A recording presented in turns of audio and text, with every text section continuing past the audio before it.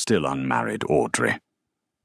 Bradley sneered, swirling his champagne, while his new heiress fiancée giggled. Time is ticking. Nobody wants a leftover. He thought he had won. He had no idea the terrifyingly wealthy, dangerously ancient billionaire stepping out of the shadows wasn't just a VIP, he was her husband. Crystal chandeliers cast fractured rainbows across the grand ballroom of the Waldorf Astoria, illuminating the elite of Manhattan society. Audrey Kensington stood near a towering ice sculpture, nursing a glass of sparkling water. She wore a simple, yet impossibly elegant, black velvet gown that hugged her curves, her dark hair swept up in a flawless chignon. She looked serene, a picture of quiet grace amidst the chaotic networking of the annual Sterling Forbes charity gala. However, the peace was inevitably shattered by a familiar, grating voice. Bradley Weston, her ex-boyfriend of 5 years, materialized from the crowd. He was dressed in a flashy, custom-tailored tuxedo that screamed new money. Hanging off his arm was Chloe, a 22-year-old socialite, whose family wealth had recently funded Bradley's aggressive tech startup. Bradley had dumped Audrey via a 2-minute phone call 6 months ago, right after she had spent years helping him build his company from a dusty garage into a Silicon Valley contender. Audrey. Bradley said, his tone dripping with a mixture of pity and condescension. I didn't expect to see you here. Did you manage to score a +1 from someone in middle management? Audrey didn't flinch. She took a slow sip of her water. I received an invitation. Bradley. Just like everyone else. Chloe giggled, leaning into Bradley's shoulder, flashing a diamond engagement ring that was offensively large and entirely lacking in taste. Oh, Brad, is this the ex you told me about? The one who works in, what was it? Antique restoration. Something like that. Bradley chuckled, adjusting his cuffs. He leaned in closer to Audrey, the smell of his expensive, overpowering cologne making her want to take a step back. You know, Audrey, you really should start putting yourself out there. It's been half a year. Still unmarried. Still single time is ticking. Nobody wants a leftover in this city. You're not getting any younger, and frankly, standing alone in a corner at a gala like this is just sad. Audrey offered a polite, hollow smile, keeping her gaze steady.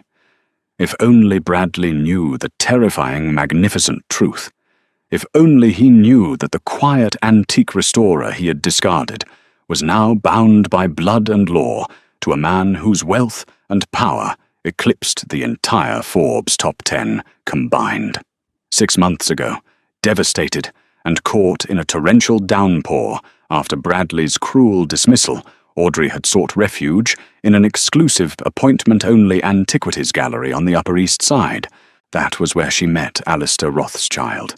He was a man of paradoxes, impossibly handsome, with sharp, aristocratic features, eyes the color of stormy oceans, and a presence that seemed to consume all the oxygen in the room. He had offered her a towel, a cup of rare imported tea, and a conversation that lasted until dawn. It didn't take long for Audrey to realize Alistair was not a normal man. His skin was always cold to the touch. He moved with a predatory, silent grace, and he had a first-hand knowledge of the Renaissance that no historian could possess. When he finally revealed his true nature to her, the immortal king of a hidden aristocratic vampire society that covertly controlled global finance and politics, Audrey hadn't run. Instead, she found herself hopelessly drawn to the fierce protective devotion he offered. They were married in a secret blood-binding ceremony in a sprawling Gothic estate in upstate New York just 2 months later. She wasn't just married, she was a queen. But Alistair had insisted on keeping their union out of the human press to protect her from rival supernatural factions, while he consolidated his power in the city. Tonight, however, was supposed to be their first public debut.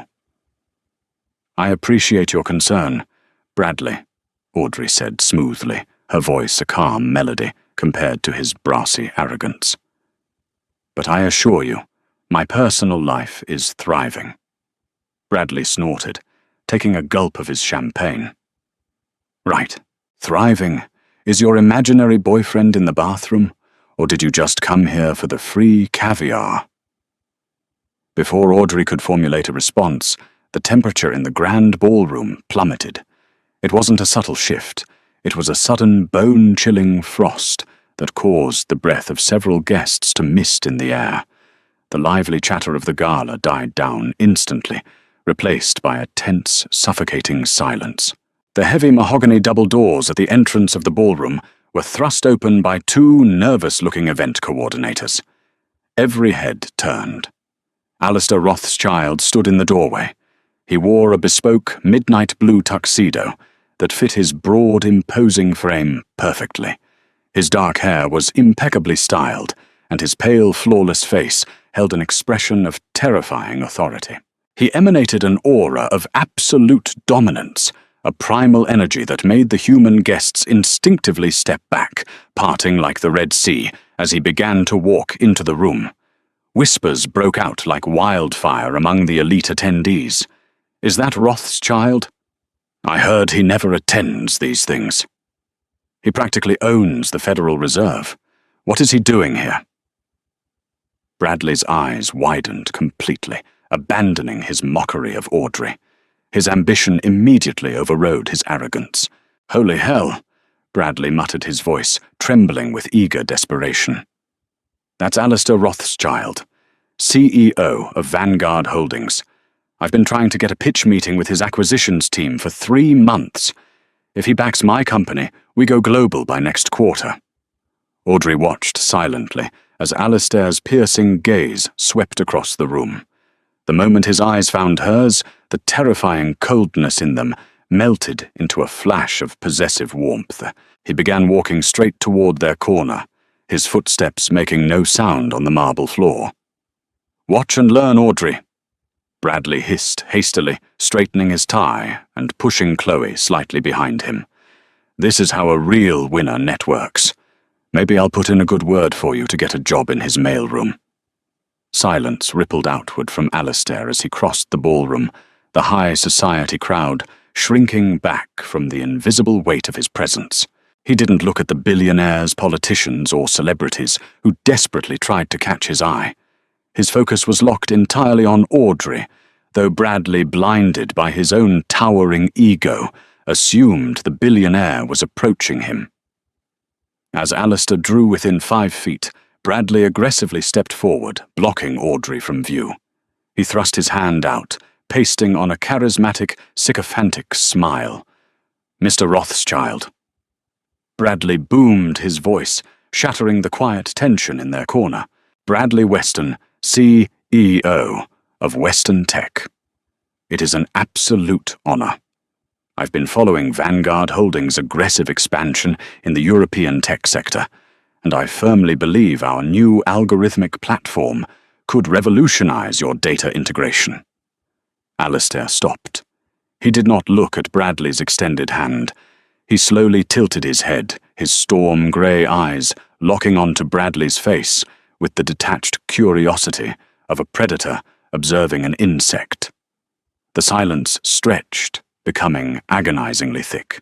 Bradley's smile began to falter, his outstretched hand twitching as the icy atmosphere of the room seemed to concentrate entirely around them. "Weston," Alistair said softly. His voice was a rich, dark, velvet baritone that commanded absolute obedience. It wasn't loud, but it carried effortlessly. "I am familiar with your company." Bradley's chest puffed out, relief flooding his features.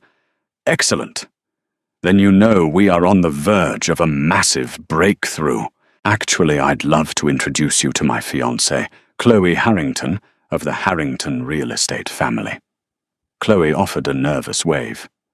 Bradley then gestured dismissively over his shoulder toward Audrey. "And this is just an old acquaintance of mine, Audrey. She's nobody to worry about, just hovering." Alistair's eyes shifted. For a fraction of a second, the storm-grey irises flared with a terrifying luminescent crimson. Only Audrey and Bradley were close enough to see it. Bradley blinked, stumbling back half a step, a sudden primal panic gripping his chest. He suddenly felt like he was standing in front of a hungry wolf completely unarmed. "An old acquaintance," Alistair repeated, the danger in his voice escalating. He stepped neatly around Bradley, ignoring the tech CEO entirely, and stopped directly in front of Audrey. The terrifying cold aura surrounding the billionaire instantly dissolved, replaced by a gentle, overwhelming warmth. Alistair reached out, taking Audrey's hand in his. He brought her knuckles to his lips, pressing a soft, reverent kiss against her skin. "My apologies for my tardiness. My love." Alistair murmured, his voice loud enough for Bradley, Chloe, and the eavesdropping socialites to hear clearly. The board meeting in Geneva ran longer than anticipated. I hope you haven't been terribly bored without me. Audrey smiled, a genuine, radiant expression that lit up her face. She stepped into his side, and Alistair instantly wrapped a protective, possessive arm around her waist. "I was managing," she replied softly, "though I did have to endure some rather tedious conversation." Bradley looked as if he had been struck by lightning. His jaw hung slack, his face draining of all colour. He looked from Audrey's calm face to Alistair's imposing figure, his brain failing to process the reality unfolding in front of him. Chloe gasped, her hand flying to her mouth. Your love," Bradley stammered, his voice cracking. "Mr. Rothschild, there must be some mistake. This is Audrey Kensington. She's just an antique restorer." Alistair turned his gaze back to Bradley, and the warmth vanished. The icy, immortal king returned. "She is Audrey Rothschild," Alistair corrected, his tone lethal. "My wife, and the co-chair of Vanguard Holdings." The whispers in the ballroom erupted into a frenzy. "Wife Rothschild is married. Did he say Audrey Rothschild?" Bradley's knees buckled slightly. The glass of champagne slipped from his trembling fingers, shattering on the marble floor. The noise was deafening in the tense atmosphere. "Wife," he whispered the word, tasting like ash in his mouth. He looked at Audrey, really looked at her, seeing the quiet confidence, the flawless velvet gown, the subtle, breathtaking diamond necklace that he had previously assumed was costume jewelry. It was suddenly very clear that it was worth more than his entire company. "Now," Alistair continued, his eyes narrowing into deadly slits, "you mentioned Western Tech, a fascinating little startup, heavily reliant on its primary investor, a shell corporation based in the Cayman Islands, correct?" Bradley nodded dumbly, sweat beading on his forehead, despite the freezing air. Yes. Apex Investments." Alistair smiled, but it was a cruel, razor-sharp expression that showed entirely too many teeth. "Apex Investments is a subsidiary of Vanguard Holdings, which means, Mr. Weston, I own 90% of your debt. And after hearing you refer to my queen as a leftover..." Alistair paused, letting the word hang in the air like a death sentence.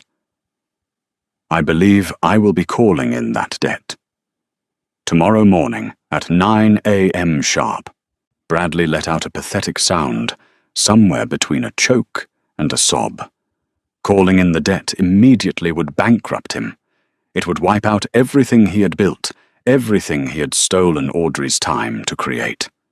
Chloe, realizing she was suddenly tethered to a sinking ship, took a massive step away from Bradley, looking horrified. "You can't do that," Bradley pleaded, his arrogant facade completely shattered.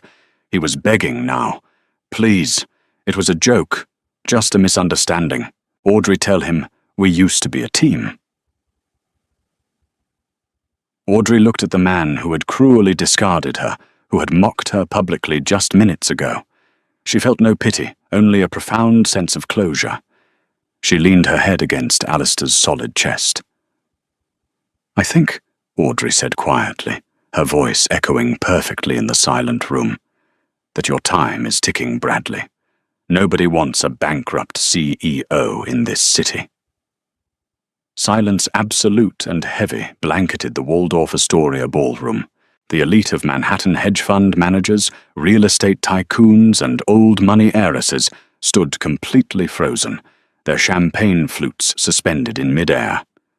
Bradley Weston's face had drained of all color, matching the pristine white table linens scattered throughout the room.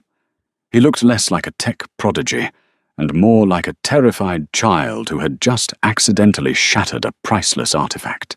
Two broad-shouldered security guards, their earpieces discreetly buzzing, materialized from the shadows of the grand arches. They didn't belong to the hotel. They wore the subtle, obsidian black lapel pins of Vanguard Holdings' private security detail. At a nearly imperceptible nod from Alistair Rothschild, the guards flanked Bradley, gripping his custom-tailored jacket with unyielding force. "Mr. Rothschild, wait, please, we can negotiate this.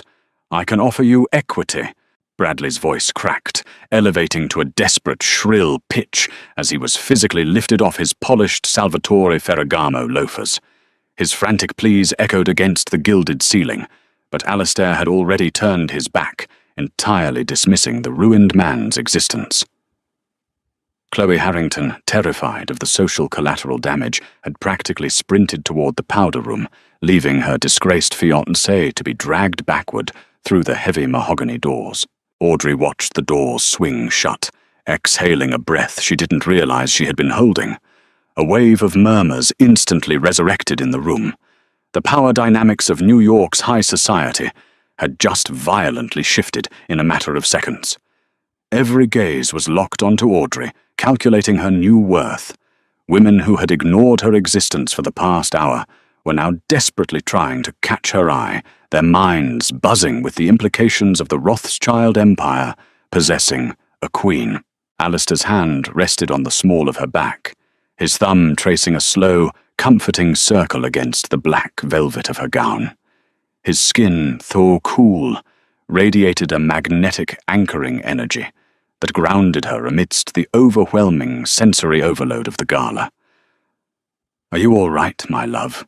he murmured, his storm-grey eyes searching her face with startling tenderness. "I can clear this room in 60 seconds if their staring becomes tedious. I'm perfectly fine," Audrey replied, a genuine confident smile touching her lips. "Though I suspect getting a table at Le Bernardin just became remarkably easier." Alistair chuckled, a rich, dark sound that vibrated against her side. However, the momentary levity was fractured by the approach of a tall, elegantly dressed man holding a crystal glass of bourbon. He moved with a predatory stillness that Audrey instantly recognized. He was one of them, an immortal. "Alistair, darling," the man drawled, his British accent thick with aristocratic mockery. "I must admit, when I heard the rumors that the ruthless king of the Northern Coven had taken a human bride, I assumed it was a pathetic joke. Yet here she stands, draped in diamonds and masquerading as a titan of industry."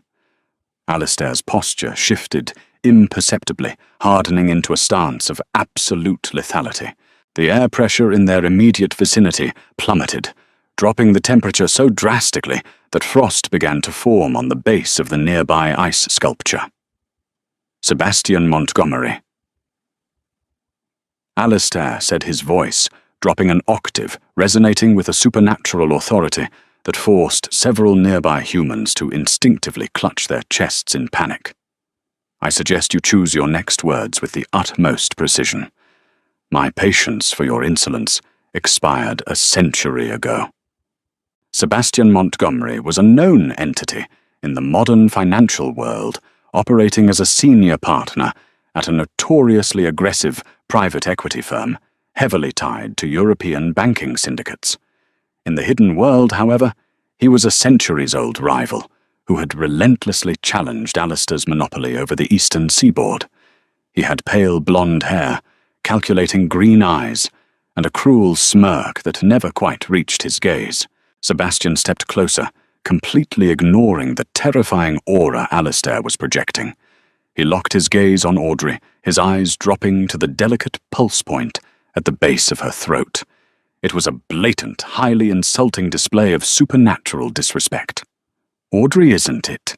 Sebastian purred, taking a deliberate sip of his bourbon. "Fascinating. Tell me, does she know how our world operates, Alistair? Does she understand that binding yourself to a fragile mortal creature is considered an unforgivable weakness in the eyes of the High Council, a liability that your enemies will inevitably exploit?" Audrey didn't shrink back. The timid, heartbroken girl who had wept over Bradley Weston's betrayal 6 months ago was dead, replaced by a woman fortified by the ancient, potent blood bond she shared with the most powerful creature in North America.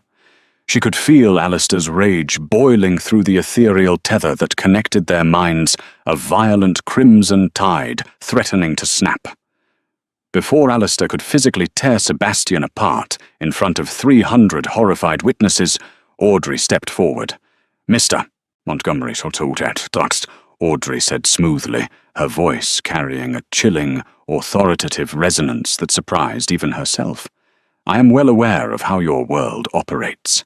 I am also aware that your firm, Montgomery Capital, recently over-leveraged itself in a desperate bid to acquire a controlling stake in the lithium mines in South America." Sebastian's arrogant smirk faltered his green eyes, narrowing in sudden suspicion. Audrey held his gaze, her expression perfectly composed, a mirror of her husband's terrifying stoicism. "It would be a terrible shame," she continued, her voice laced with lethal politeness, "if Vanguard Holdings decided to flood the market with our own lithium reserves tomorrow morning. Your share prices would plummet by 70% before the opening bell. You wouldn't just lose your seat on the High Council, Sebastian. You would be begging us for a loan to keep your Manhattan penthouse." The silence between the three of them was deafening. Sebastian's jaw tightened so fiercely that the sound of his ancient teeth grinding was audible over the ambient string quartet playing in the background. He had expected a frightened, oblivious human plaything. Instead, he had walked directly into the jaws of a predator who possessed both financial and supernatural backing. Sebastian Montgomery stood entirely motionless, the crystal bourbon glass in his hand, groaning under the sudden immense pressure of his grip. For a fraction of a second, the mask of the sophisticated Wall Street executive slipped, revealing the feral ancient monster beneath. His eyes flashed a venomous glowing yellow, and his upper lip twitched, betraying the instinctive urge to bare his fangs. Alistair moved with a speed that the human eye could not register. One moment he was standing beside Audrey, and the next his hand was clamped around Sebastian's throat. Alistair hadn't lifted him, but the sheer agonizing force of the grip forced Sebastian to drop his glass. It shattered against the marble amber liquid, splashing across their polished shoes. "My wife," Alistair whispered, his voice a horrifying demonic rasp that belonged to a creature of nightmares, "just gave you a masterclass in modern warfare, Sebastian. In the past, I would have simply severed your head from your shoulders for daring to look at her pulse. But Audrey is far more elegant in her brutality. She prefers to dismantle you piece by piece, starting with your pride and ending with your portfolio." Several human guests nearby gasped, taking hasty steps backward, completely oblivious to the supernatural reality, but inherently terrified by the raw, murderous intent rolling off Alistair in waves. "Let him go, Alistair," Audrey said softly, placing a gentle hand on her husband's tensed forearm. "He isn't worth the dry cleaning bill for your tuxedo. Besides, I want him to be awake to watch his empire crumble on the Bloomberg terminal tomorrow." Alistair's crimson eyes snapped to Audrey's face. The blinding rage in his expression immediately softened at her touch. He released Sebastian with a disgusted shove, wiping his leather-gloved hand on a silk handkerchief he pulled from his breast pocket. Sebastian stumbled backward, violently rubbing his throat. He looked at Audrey, raw terror, finally replacing his aristocratic arrogance. He realized with crushing certainty that she was not a weakness. She was a weapon. Without a single word, Sebastian turned and pushed his way through the crowd, practically fleeing the ballroom. "Remind me," Alistair murmured, wrapping his arm securely around Audrey's waist and pulling her flush against his side, "to buy you something obscenely expensive tomorrow. Watching you mentally castrate a 500-year-old vampire was the most intoxicating thing I have ever witnessed." Audrey laughed, a bright, clear sound that completely shattered the residual tension in the air. "I'll hold you to that. Cartier has a vintage emerald necklace I've been eyeing." "Done," Alistair replied instantly, his eyes crinkling at the corners. "Now I believe we have thoroughly exhausted the entertainment value of this gala. Shall we depart, my queen?" "Let's go home," she agreed, leaning her head against his shoulder. As they walked toward the grand exit, the sea of high society elites parted for them with newfound terrified reverence. Mayors, senators, and billionaires bowed their heads as Alistair and Audrey passed. They stepped out of the stifling heat of the Waldorf Astoria and into the crisp, biting air of the New York night. A sleek, armored Maybach was already idling at the curb, its doors held open by a loyal, immortal driver. Just as Audrey was about to step into the luxurious vehicle, a pathetic, shivering figure detached itself from the shadows of a nearby street lamp. It was Bradley Weston. His tuxedo jacket was rumpled, his tie was undone, and he looked as though he had aged 10 years in the span of an hour. Chloe was nowhere to be seen, having clearly abandoned the sinking ship the moment the financial execution had been pronounced. "Audrey!" Bradley croaked, his voice raw. He took a hesitant step forward, stopping immediately when the driver bared a set of very sharp, very unnatural teeth in a silent warning. Bradley fell to his knees on the cold concrete, clasping his hands together in a gesture of absolute defeat. "Audrey, I'm begging you. We spent 5 years together. I built that company from nothing. You know how hard I worked. You can't just let him take it all away. Please, I was stupid. I was blind." Audrey paused, her hand resting on the doorframe of the Maybach. She looked down at the man who had discarded her like trash, the man who had openly mocked her independence and her worth just an hour prior. She felt no anger anymore, only a profound, heavy pity. "You didn't build that company from nothing. Bradley," Audrey said, her voice echoing coldly in the quiet street. "We built it.